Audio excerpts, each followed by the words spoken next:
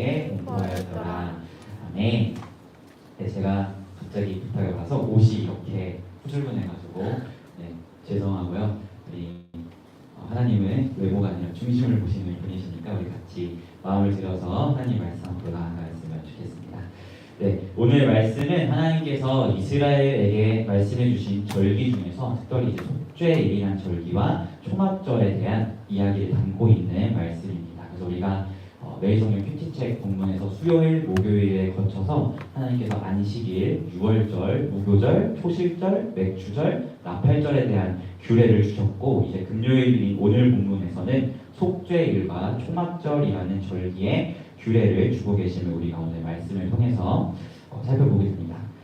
제가 벌써 신학대학원 3학년 1학기를 마치고 이제 한 학기만 남으면 졸업을 앞두고 있는 시점에 와 있는데요. 제가 지난 학기 신학대학원 수업 중에서 교회론 수업을 들었습니다. 그리고 우리 피프리 친구들과는 주일 예배 때 사도행전을 같이 살펴보고 있는데요. 저는 특별히 지난 한 학기 동안 설교자의 유익이 얼마나 큰지에 대해서 좀 많이 경험한 시간이었어요. 왜냐하면 교회론 수업을 들으면서 동시에 이제 사도행전 가운데 하나님의 교회들에 대한 말씀을 전하다 보니까 이 말씀을 준비하면서 제 안에 이 수업 시간에 교수님께서 말씀해 주셨던 것들과 또 성경을 통해서 제가 직접 보게 되는 그런 모든 것들이 말씀 안에서 이런 제 안에 교회론이 또 예배란 무엇인가 이러한 것들이 정립되는 한 학기였기 때문에 제 안에 설교자로서의 유익이 정말 크다. 말씀을 가까이 하면서 이런 교회론이나 이런 신학적인 지식들도 말씀 안에서 내가 정립할 수 있구나라는 것을 깨닫게 되는 감사한 지난 학기였는데요. 그런 은혜 아래에서 제가 특별히 구약의 이스라엘 백성들을 이야기할 때 자주 이야기하는 표현이 이스라엘은 그냥 단순히 선택받은 그냥 그런 민족으로 표현하지 아니하고 항상 구약의 교회라고 제가 표현하는 것을 피프리 친구들은 아마 알 거예요. 그만큼 제가 이제 교회론 수업을 들으면서 사도행전을 살펴보면서 말씀 안에서 정리된 그런 교회에 관한 하나님의 관점, 또 언약 아래에서의 하나님이 약속하신 교회는 무엇인가 이런 것들을 정립하다 보니까 이제 구약에 나타나는 이스라엘은 그냥 단순히 선택받은 민족을 넘어서 구약 가운데 하나님이 나타내신 교회구나라는 것을 이렇게 살펴보게 되는데요. 특별히 오늘 이 말씀, 특별히 구약의 교회인 이스라엘에게 주신 이 절기에 관한 말씀들을 통해서 우리가 특별히 신약의 교회로서 이 구약에 주신 이 절기들이 신약의 교회인 우리에게는 어떻게 다가오는가를 한번 같이 나눠보고 살펴보았으면 좋겠습니다. 특별히 오늘 이제 함께 읽은 본문 가운데 나타나는 절기는 바로 속죄일과 초막절이라는 이 두 절기입니다. 이 구약의 교회에 주신 이 여호와의 절기, 특별히 속죄일과 이 초막절이라는 이 절기가 이 시간 신약의 교회인 우리에게는 어떻게 다가오는지 같이 한번 살펴보았으면 좋겠습니다. 오늘 말씀에 먼저 등장하는 절기는 바로 속죄일이라는 절기입니다. 우리가 말씀에서 특별히 27절에서 보듯이 속죄일은 7월 10일에 여호와께서 그날이 속죄일이라는 것을 명령하시며 우리가 말씀을 통해서 보게 돼요. 특별히 이 유대인의 달력과 우리가 보고 있는 이 달력이 다르기 때문에 여기서 말하는 7월은 우리가 이해하고 있는 그 7월이 아니라 우리 달력으로 봤을 때 9월에서 10월 정도가 유대인의 달력에서 7월이라는 사실을 우리가 기억해 볼 필요가 있습니다. 즉 유대인의 달력에서 7월 10일이라는 말은 우리 달력으로 봤을 때 9월, 10월쯤이라는 것을 우리가 보게 된다는 것이죠. 아무쪼록 이 유대인 달력으로 보았을 때 7월 10일은 속죄일로서 대제사장이 구약의 교회인 이스라엘의 모든 죄를 가지고 하나님 앞에 나아가 1년에 한 번 죄 용서의 제사를 드리는 날이 바로 속죄일입니다. 즉 구약의 교회는 매년 7월 10일이 되면 대제사장이 이스라엘의 모든 죄를 가지고 하나님 앞에 나아가서 제사를 드리며 하나님의 용서하심을 구하고 그 용서의 은혜를 받는 날이 바로 속죄일이라는 여호와의 절기라는 것이죠.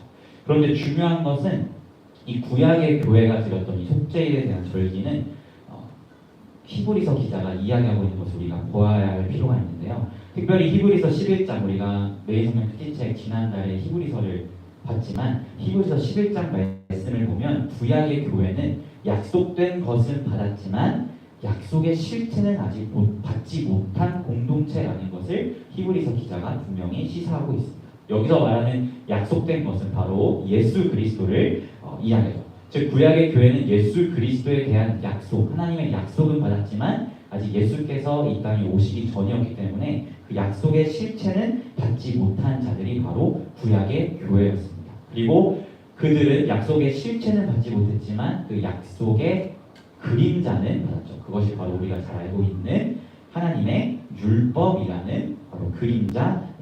그래서 이를 두고 히브리서 10장에서 히브리서 기자는 이렇게 이야기하고 있어요. 히브리서 10장 1절 제가 읽어드릴게요.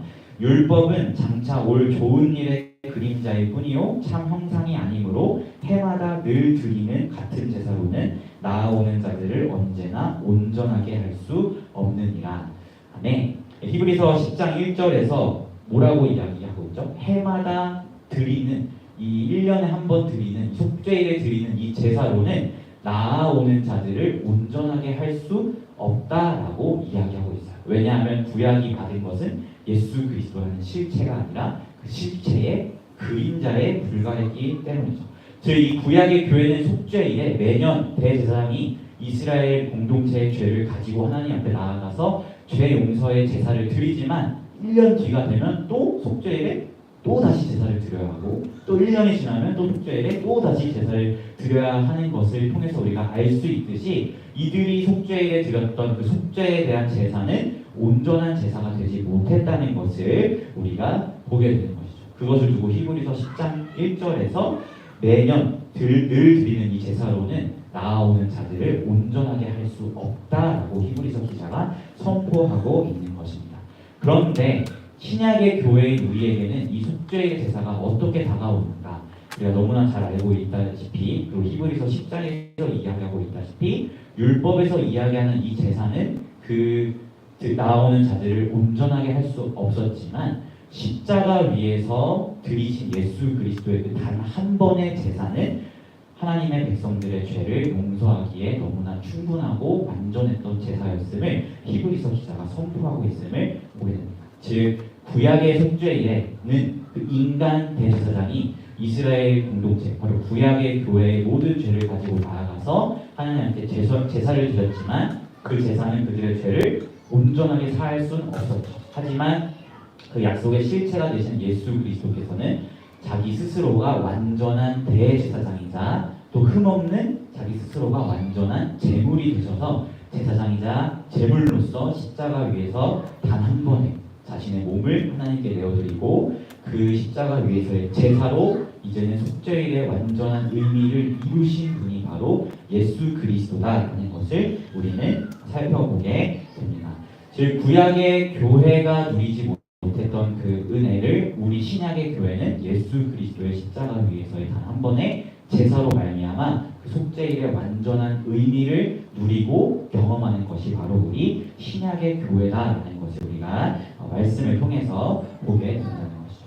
그리고 오늘 말씀 가운데 나타나는 두 번째 절기는 바로 초막절이라는 절기입니다. 이 초막절에 대한 말씀도 하나님께서 주시기를 7월 15일에 있는 절기가 바로 초막절이다라고 이야기하는데요. 아까 말씀드렸듯이 여기서 말하는 7월은 우리의 7월과 다르게 우리 전력으로 봤을 때 9월에서 10월쯤이라고 이야기했기 때문에 이 당시는 이 초막절의 의미가 풍요로운 추수의 때에 드려지는 절기라는 것을 우리가 보게 돼요. 왜냐하면 우리도 9월, 10월, 11월 이 무렵에 추수감사절을 드리듯이 초막절이 이스라엘 공동체에게 주고 있는 의미는 풍요로움을 나타내는 추수의 때에 드려지는 절기라는 것을 우리가 보게 됩니다. 그래서 오늘 말씀 40절을 보면 나무의 실과 종려나무 가지와 무성한 나무까지 등 이 추수의 풍요로움을 나타내는 표현이 말씀 가운데 등장하고 있다는 것을 우리가 보게 됩니다. 즉 초막절은 이 풍요로운 추수의 절기라고 우리가 이해하면 좋을 것 같아요. 그래서 초막절의 다른 이름을 수장절이라고 표현하기도 합니다. 그것을 저장하는 절기라고 해서 수장절이라고 부르기도 합니다. 아무쪼록 이런 풍요로운 절기인 수장절 또는 초막절이라는 절기를 우리가 말씀을 통해 살펴보았으면 좋겠는데요. 특별히 그 풍요를 나타내는 그 절기를 왜 하필 하나님께서는 초막절이라고 부르셨는가에 대해서 우리가 먼저 살펴보면 오늘 말씀 42절에 하나님께서 이 초막절에 7일 동안 초막에 거주하면서 하나님께서 이스라엘을 애굽에서 구원하신 그 은혜를 기억할 것을 명령하심을 우리가 보게 돼요. 즉 가장 풍요로운 그 절기에 어쩌면 가장 풍요롭기 때문에 하나님의 은혜를 가장 잊어버리기 쉬운 그때에 하나님께서는 초막에 거할 것을 명령하시며 하나님께서 애굽의 종되었던 너희를 구원해냈다는 그 사실을 기억할 것을 명령하시는 절기라는 것을 우리가 보게 된다는 것이죠. 그런데 특별히 우리가 요한복음 7장을 보면 예수님께서 초막절에 행하신 일들을 우리가 살펴보게 됩니다.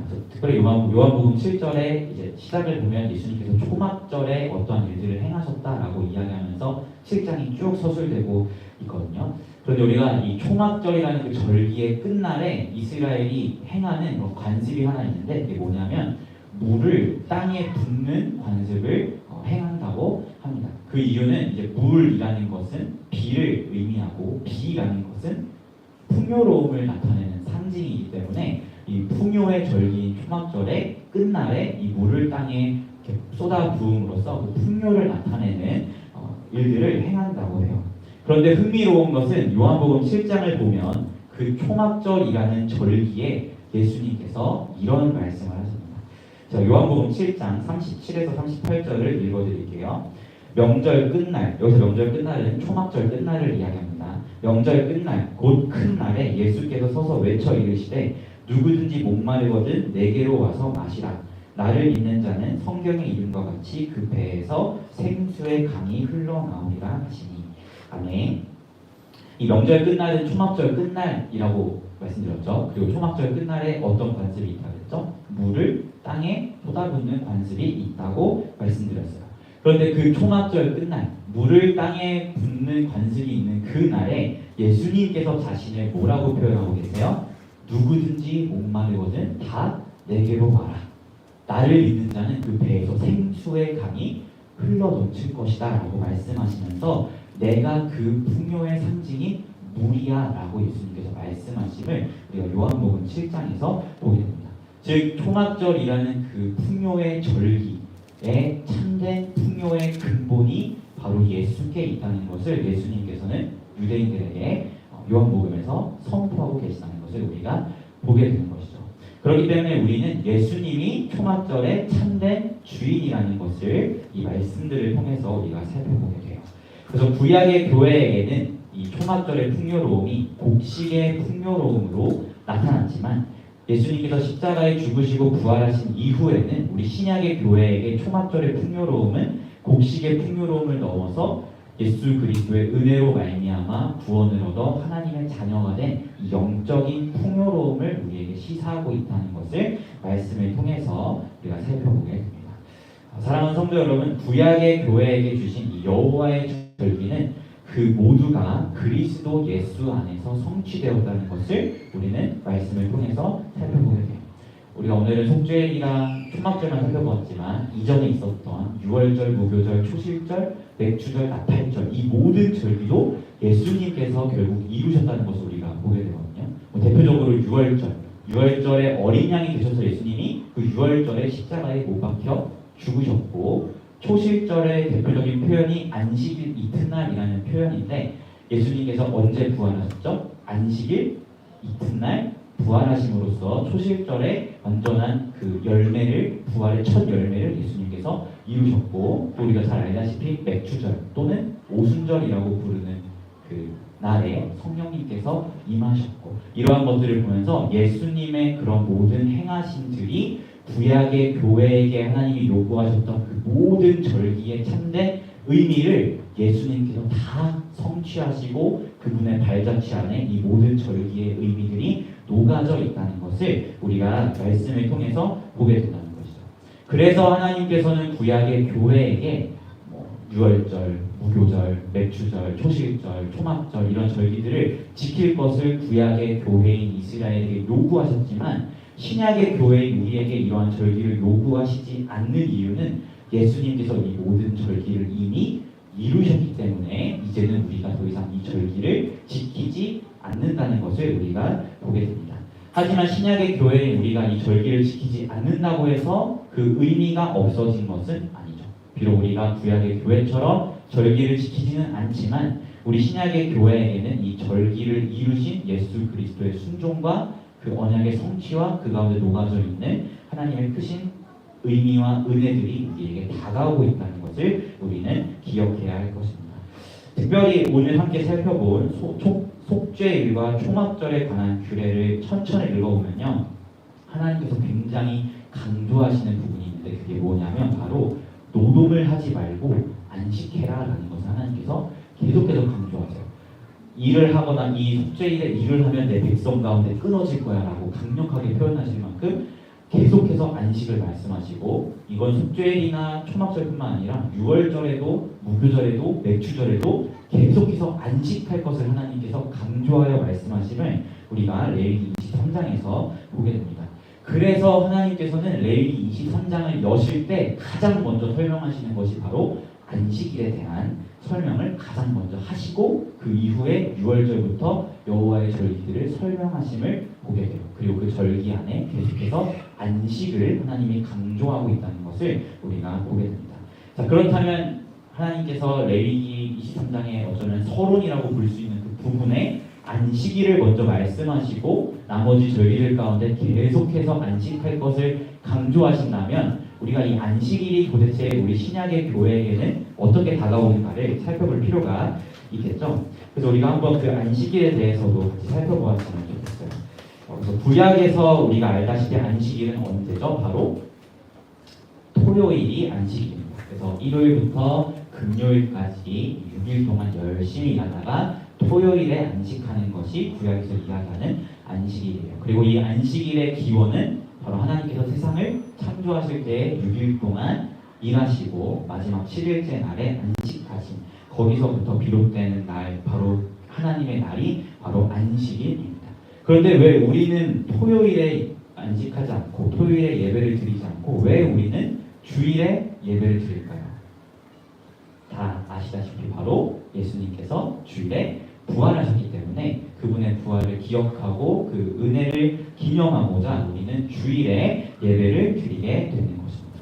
자, 그렇다면 우리 신약의 교회인 우리에게는 이 안식일이라는 구약의 교회에 주신 이 거룩한 날이 과연 우리 신약의 교회에게 어떻게 다가올까요? 왜냐하면 구약에서는 안식일이 토요일인데 우리는 지금 주일에 예배를 드리니까 이 안식일을 신약의 교회인 우리는 어떻게 이해하면 좋을까? 이거에 대해서 먼저 살펴보았으면 좋겠습니다. 특별히 저는 이 구약의 교회와 신약의 교회가 이 예수 그리스도를 바라보는 관점에서 우리는 이 안식일에 대한 명확한 해답을 거기서 찾을 수 있다고 저는 생각해요. 그래서 구약의 교회는 아까도 말씀드렸지만 예수님에 대한 약속은 받았지만 예수 그리스도라는 실체는 아직 받지 못한 공동체가 바로 구약의 교회라고 이야기했죠. 즉 구약의 교회는 계속해서 그 약속의 실체인 예수 그리스도를 바라보는 입장이 바로 구약의 교회입니다. 하지만 신약의 교회인 우리는 어떻죠? 이미 예수께서 이 땅에 오시고 십자가 위에 모든 그 행하신 은혜들을 다 베푸셨기 때문에 우리는 그 약속의 실체를 이미 받아서 그 은혜 위에서 살아가는 자들이 바로 신약의 교회인 바로 우리들이죠. 그래서 안식일에 대한 이해도 우리가 이렇게 가져가면 좋을 것 같아요. 구약의 교회 입장에서 보면은 일요일부터 금요일까지 일을 하면서 토요일에 있을 그 안식일을 계속해서 바라보며 일을 하고 노동을 합니다. 그래서 열심히 일을 하고 토요일에 올 그 안식일을 계속해서 바라보며 일을 하는 거죠. 그런데 신약의 교회인 우리는 어떻게 되죠? 토요일이 안식이 아니라 주일이 우리의 안식일이 되었기 때문에 우리는 한 주의 시작에 그 예수 그리스도의 은혜를 힘입어서 한 주를 살아내는 자들이 바로 우리 신약의 교회라는 거예요.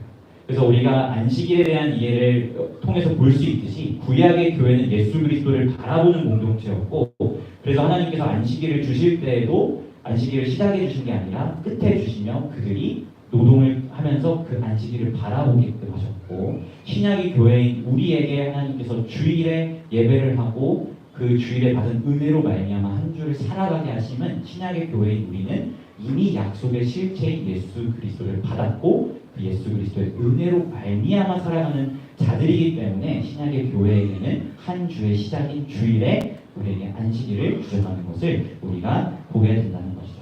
그래서 우리가 이 안식일의 이해를 통해 볼 수 있듯이 안식의 핵심은 구약의 교회나 신약의 교회나 언제나 예수 그리스도에 있습니다. 구약의 교회는 오실 예수 그리스도를 바라봄으로 안식일이 설정되어 있고, 신약의 교회는 오신 예수 그리스도로 인하여 살아감으로 안식일이 설정되어 있다는 것을 통해서 볼 수 있듯이 안식일의 핵심, 안식의 키포인트는 바로 예수 그리스도에게 있다는 것을 우리가 살펴보게 되는 것이죠. 그래서 하나님께서 이 여호와의 절기, 유월절, 무교절, 맥주절, 초실절, 또 속죄일, 초막절 이런 여호와의 절기에 하나님께서 강력하게 안식에 대한 강조를 하시는 것은 그 안식의 핵심이 바로 예수 그리스도에게 있기 때문이라는 사실을 우리 신약의 교회인 우리 피플스 교회가 기억하였으면 좋겠습니다.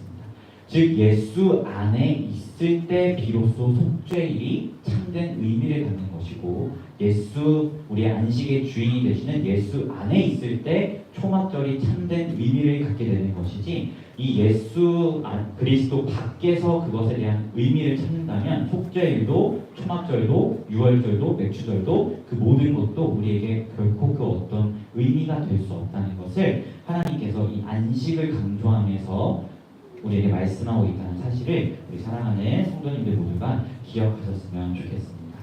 사랑하는 성도 여러분, 구약의 교회는 절기들을 지키면서 오실 예수 그리스도를 바라보고 그분 안에서 안식을 누렸습니다. 그리고 신약의 교회인 우리는 이미 예수님께서 이 모든 절기를 이루셨기 때문에 이제는 그분의 은혜 위에서 매일매일을 유월절로, 무교절로, 맥주절로, 초실절로, 초막절로, 속죄일로 살아가는 거예요. 예수님께서 이미 그 모든 것을 이루셨기 때문이죠.